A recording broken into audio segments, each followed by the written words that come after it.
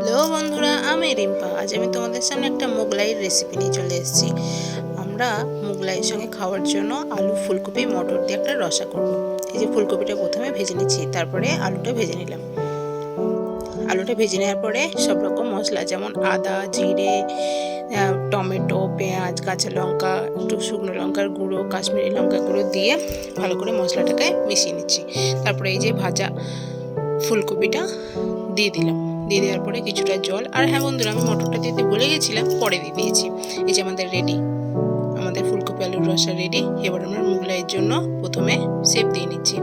তারপরে এখানে বেডগ্রাম, পেঁয়াজ, লঙ্কা, লবণ আর ডিম দিয়ে ফাটিয়ে নিচ্ছি ভালো করে। এই যে সেপ দেওয়ার জন্য কিছুটা আমরা তৈরি করেছি, আর কিছুটা পরে আবার তৈরি করব। একটা কড়াইয়ে কিছুটা তেল দিয়ে আমরা একে একে মোগলাইগুলো ভেজে নিচ্ছি।